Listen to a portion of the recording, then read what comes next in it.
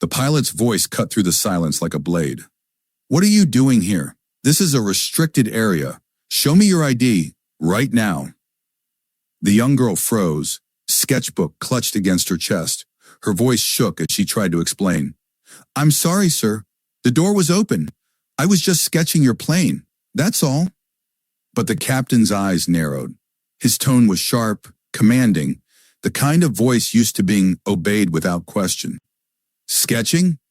Don't lie to me. You were taking pictures of secure operations. I've been flying longer than you've been alive. Don't play games with me. Her hands trembled. Please. I didn't do anything wrong. My dad's on his way. He'll explain. The captain's lips curled into a smug smile as he pulled out his phone. Your dad? Unless your father runs the FAA, little girl, you're in big trouble. He pressed the phone to his ear. This is Captain William at Gate C-14. I've got a trespasser in a restricted zone. Possible security breach. Send airport police immediately. And just like that, the mistake was made.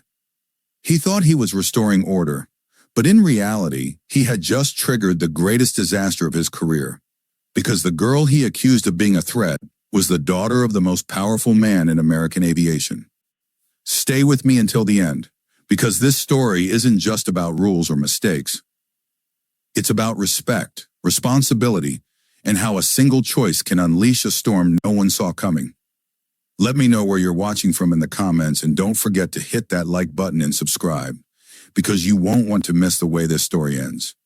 JFK International Airport was alive with its usual controlled chaos, rolling luggage, boarding calls in a dozen languages, and the deep, thrilling rumble of jet engines filled the air.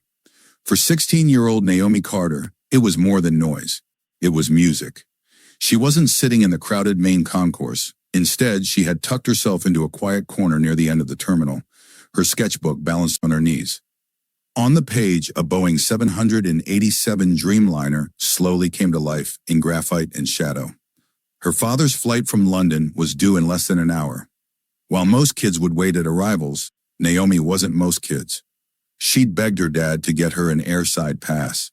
She wanted to be close to the planes, to feel their energy, their raw power. That's when she noticed the door. A service corridor, slightly ajar, held open by a cleaner's cart.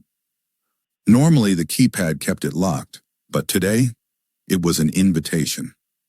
Through the crack, she saw it led to a wide glass window overlooking the tarmac, the perfect angle for her sketch. Her heart pounded. She knew it wasn't exactly allowed, but the temptation was too strong. She slipped inside, whispering to herself, just for a few minutes, just for the view. The sight stole her breath.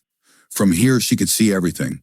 The Dreamliner's massive Rolls-Royce engines, the fuel truck pumping life into its wings, the baggage crew weaving across the concrete. She pulled out her phone, snapped a few reference photos, then returned to her sketchbook. Completely absorbed, she never heard the footsteps approaching. And then, a shadow fell over her.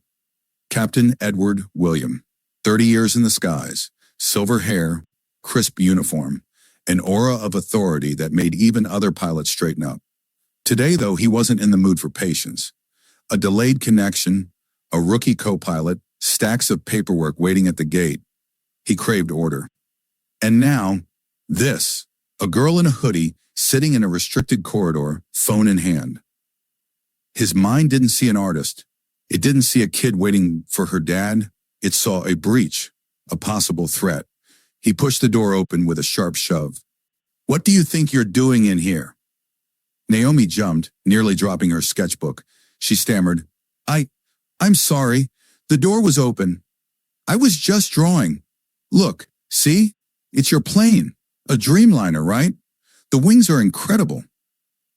But William wasn't listening. His gaze flicked from her sketchbook to her phone. The alarm bells in his head clanged louder. This is a secure area. You're not authorized to be here, and you're certainly not authorized to be photographing ground operations. Her cheeks flushed with heat. I wasn't doing anything wrong. I love planes. My dad will explain when he gets here. I don't care about your dad, William snapped. You're in a restricted zone. You're giving me attitude. That's enough for me. He pulled out his phone and spoke into it, voice cold and certain. This is Captain William of Trans-American. I'm at Gate C14, Terminal 4. I have a potential security breach. An unauthorized individual in a restricted corridor, refusing to identify herself. Yes, I'll hold the line. He looked at Naomi with a smug smile, arms folded like a man who had just restored order. For her, the thrill of the airport was gone. In its place was fear, the icy realization of being a black girl in the wrong place, at the wrong time, under the accusatory gaze of a man who had already judged her guilty. The minutes dragged like hours. Naomi sat against the cold glass, clutching her sketchbook like a shield. Outside the window, the Dreamliner loomed, not as inspiration, but as a silent witness to her humiliation. Then, the police arrived.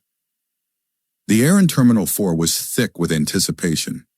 Passengers hurried past, oblivious, while inside the narrow service corridor, a storm was brewing.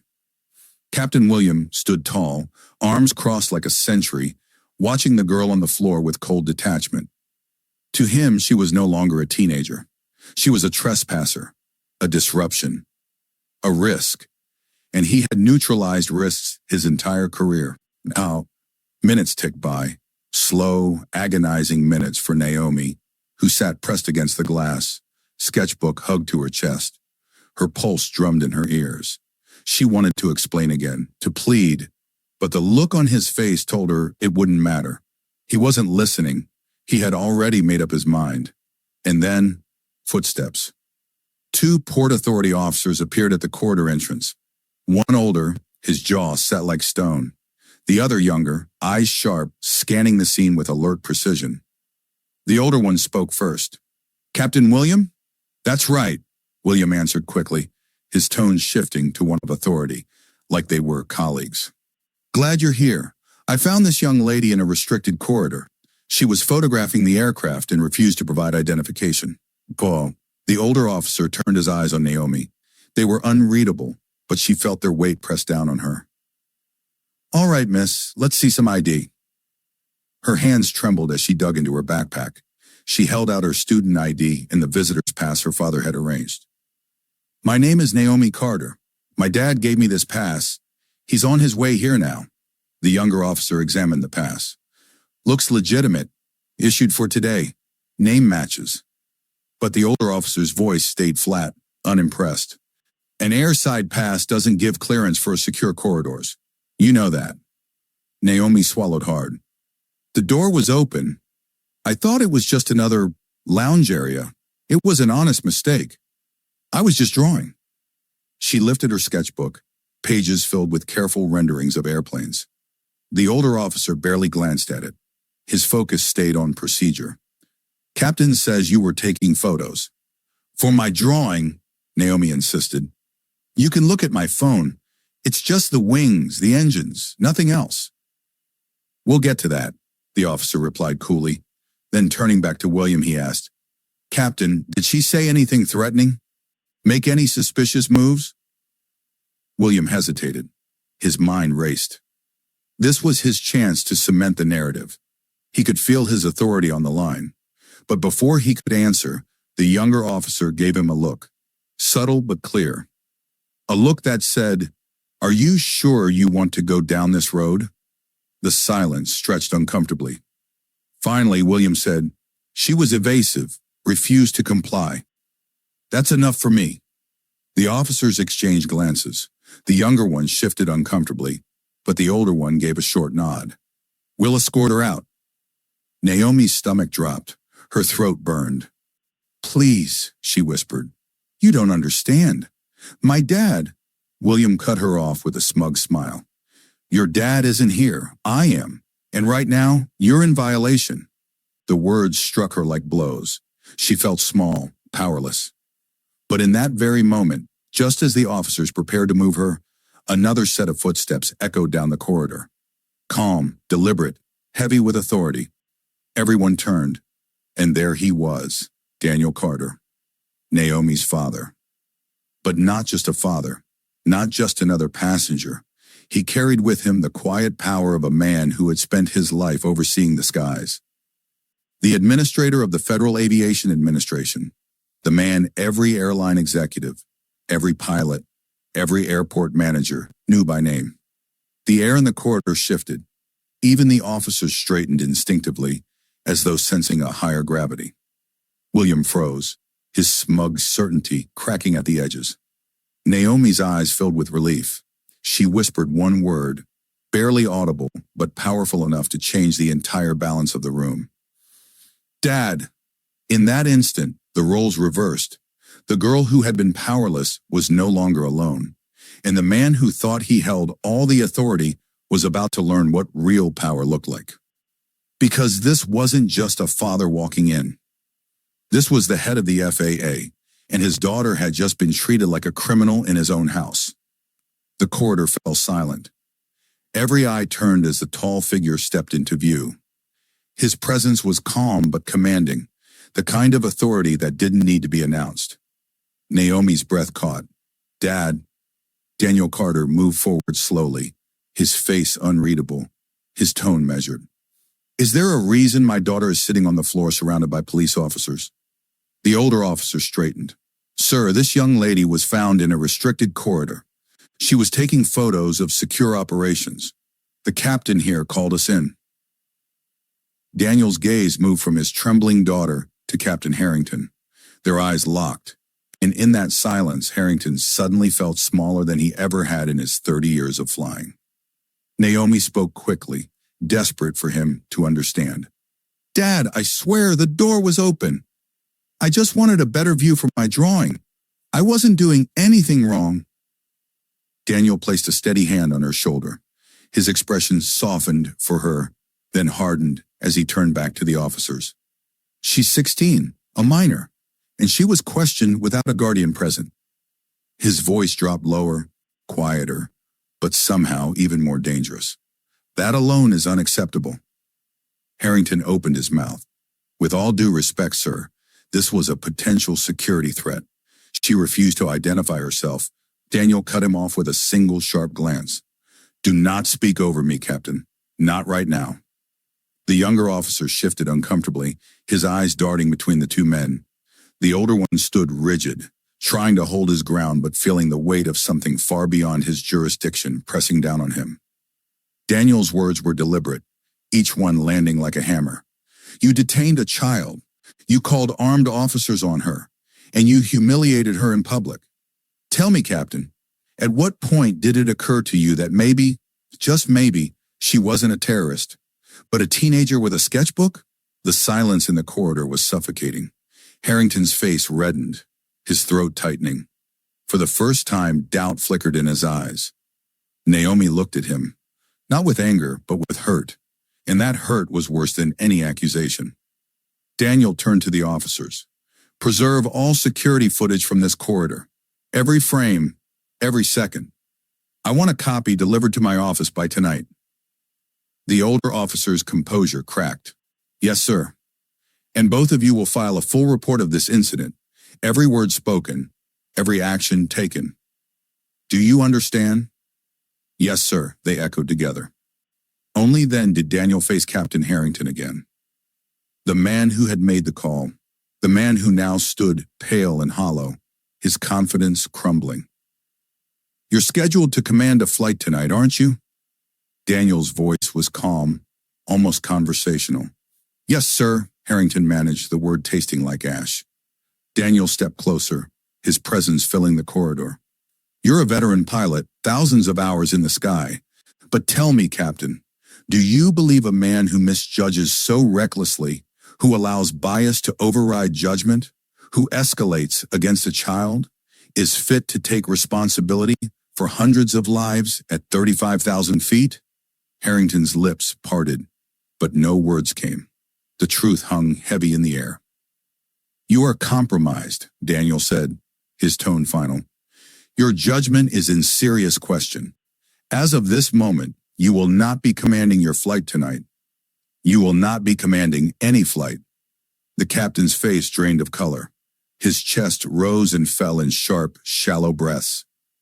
The uniform that once gave him pride now felt like a costume stripped of meaning. Daniel's voice carried the full weight of authority. You are grounded, effective immediately, pending a full investigation into your conduct.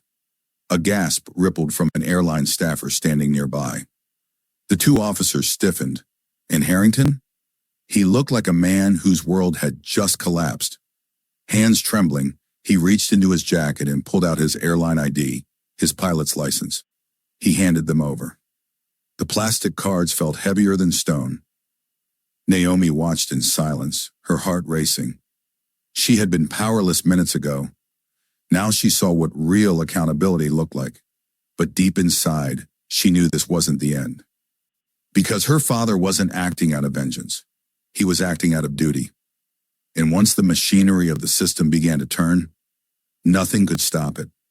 The incident at Gate C-14 wasn't just over. It was only beginning. Behind closed doors, investigations would be launched. Records would be pulled. And the career of Captain William Harrington, the man who thought he was protecting his plane, was about to be dismantled piece by piece. And yet, for Naomi, this day would mark something even greater, a turning point.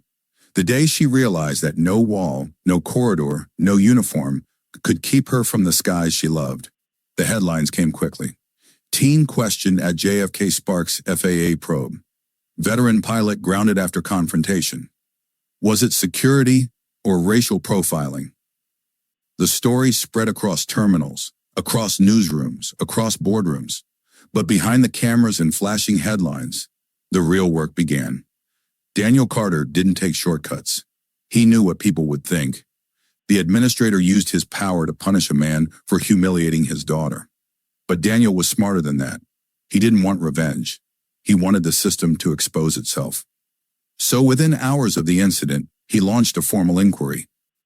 The case was assigned to a name that made airline executives nervous just hearing it. Isabella Torres, senior investigator in the FAA's Office of Security and Hazardous Materials. Isabella was known for one thing: precision.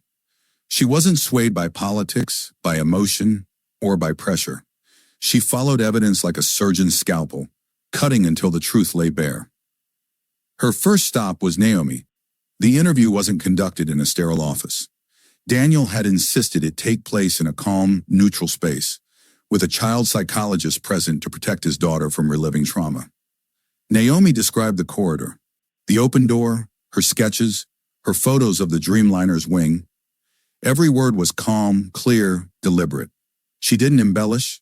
She didn't dramatize. She simply told the truth. Her sketchbook and photos were handed over, evidence that spoke louder than her words ever could. Next came the officers. Officer Daniels, the younger one, sat nervously in the interview chair. Isabella's reputation preceded her. "Tell me about your arrival at Gate C-14, she said, voice flat, eyes sharp. Daniels cleared his throat. "When we arrived, the captain briefed us, said he'd found a young woman in a restricted corridor taking photos of the aircraft. She seemed nervous but cooperative. She gave us her ID. And what did you think?" He hesitated, then admitted, "Honestly, I believed her. Her story made sense. But my partner," his voice trailed off, "my partner said procedure came first. I deferred to him." "Did you feel Captain Harrington was escalating unnecessarily?" Another pause. Daniels nodded. "Yes, I did." Isabella wrote nothing. She didn't need to. His body language told her everything. Officer Briggs, the older one, was different, defensive, short answers. Protocol was followed. She was unauthorized. The captain reported suspicious activity. Isabella leaned forward, her tone quiet but razor sharp. "Officer Briggs, Port Authority protocol does not permit officers to accept a civilian's assessment of a threat without independent verification, nor does it allow intimidation of a minor. Did you at any point consider that a decorated pilot might have been acting out of bias?" Briggs stiffened. His silence was an answer in itself. The real crack came with the co-pilot. Ben Hayes was young, late 20s, eager, still idolizing men like Harrington. But when Isabella sat him down, she could see the fear in his eyes. "Mr. Hayes," she said calmly, "you are not under investigation. You are a witness. Your career is safe so long as you tell the truth." But understand this. Lying to a federal investigator will destroy it. Ben swallowed hard. Yes, ma'am. Tell me about Captain Harrington's behavior before the flight. Ben shifted. He was tense, complained about delays, said standards were slipping. He seemed on edge. Did he mention the incident in the terminal? Ben's eyes darted to the wall. His voice dropped. Yes. What exactly did he say? Silence stretched. The ticking of the wall clock filled the room. Finally, Ben spoke. He said, "You won't believe it. I had to call the cops on some girl trying to case the plane." I asked him what he meant. He said, "Some affirmative action kid, probably part of one of those crews that hit cargo bays, taking pictures of our fueling hookups." Ben hesitated again, shame burning his face. Then he used a racial slur to describe her. The air left the room. Isabella's pen didn't falter. She wrote it down, word for word, but her eyes never left his. "You're certain?" "Yes, I wish I wasn't." Ben Hayes slumped forward, the weight of truth heavy on his shoulders. And with that, the picture sharpened. This wasn't just a mistake. This wasn't just paranoia. This was prejudice, weaponized by authority. Meanwhile, Naomi sat at home, sketchbook open but untouched. She replayed the corridor in her mind, the captain's voice, the police officers, the cold judgment in their eyes. For a moment, she'd felt crushed. But slowly as the days passed, something else grew inside her. Not bitterness, not rage, determination. If they thought she didn't belong near airplanes, she would prove she belonged in them. The walls around Captain Harrington were closing in. Witnesses were talking. Evidence was mounting. And the truth was more damning than anyone imagined. But for Naomi, the storm wasn't over. Because this wasn't just about what one man did in a corridor. This was about a dream, her dream, and whether she would let fear clip her wings or rise above it and fly. The inquiry had run its course. The evidence was clear. The testimonies were damning. Captain William Harrington sat alone in a sterile conference room, the blinds drawn tight against the afternoon sun. His uniform hung loose on him now. He looked older than his years, stripped of the confidence that once defined him. The letter lay on the table before him. Captain William Harrington. Effective immediately, you are relieved of all flight duties pending permanent revocation of your license. Findings: unprofessional conduct, discriminatory bias, and endangerment of passenger safety due to compromised judgment. The words blurred as his eyes filled. Decades of flying, thousands of hours in the air, all of it erased by one decision made in arrogance and prejudice. He thought back to the corridor, to the girl on the floor clutching her sketchbook. He remembered her voice, steady despite her fear. "I wasn't doing anything wrong. I just love planes."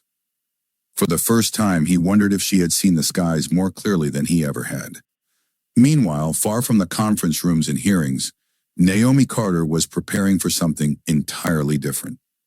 The sun was bright over a small Virginia airfield. The grass shimmered, the runway stretched out like a promise waiting to be fulfilled. Naomi walked slowly around the small Cessna, her fingers trailing across its smooth white fuselage. Her pre-flight checklist was careful, deliberate, as though she were touching the future itself. Her instructor, Evan, watched from a few feet away, coffee in hand, a proud smile on his face. "She's ready, Daniel," he said softly. "Best student I've had in years. She doesn't just fly the plane. She understands it." Daniel Carter stood nearby, jeans and a polo shirt replacing the weight of his suit. Today he wasn't the administrator. Today he was just a father. His heart pounded as he watched his daughter move with the calm confidence of a pilot. Naomi finished her checks, gave a thumbs up, and climbed into the cockpit. The seatbelt clicked. The controls felt familiar beneath her hands. She adjusted the headset and took a deep breath. Her voice came steady over the radio. "Manassas traffic, Cessna November 73, 7 Golf Papa, taking runway 16 left for first solo, Manassas." Daniel closed his eyes, his chest tight with pride and fear all tangled together. The engine roared. The little plane rolled forward, faster, Faster, the vibrations rattling through her body until suddenly, lightness, the wheels lifted, the earth fell away. Naomi was airborne. The world below shrank into patchwork fields and winding roads. The runway was behind her now, and before her stretched nothing but endless blue. Up here, there were no corridors, no locked doors, no men in uniforms to tell her she didn't belong. Only freedom. Her hands were steady on the yoke. Her heart pounded, but her voice was calm as she called in her altitude. She leveled off at 3,000 feet, the little Cessna humming faithfully beneath her. For a moment, she looked out at the horizon and thought of Captain Harrington. Not with anger, not with hatred, but with something colder. Pity. He had tried to keep her out, to clip her wings before she even took flight. But in doing so, he had only made her more determined. He didn't own the skies. Nobody did. The sky belonged to anyone with the courage to rise into it. On the ground, Daniel watched, a single tear slipping down his cheek. Not of sorrow, of pride. His daughter was up there alone, charting her own course, proving to the world and to herself that she belonged. The storm at JFK was behind them now, but in its wake, it had cleared the path for something greater. Naomi Carter wasn't just a girl with a sketchbook anymore. She was a pilot, and her story had just begun. That Tuesday afternoon at JFK International started as a humiliation, but it ended as a transformation. A captain lost his wings because of arrogance, and a girl found hers because of courage. One decision had unleashed a storm, but from that storm came something stronger. Justice, accountability, and the rise of a new generation ready to take the skies.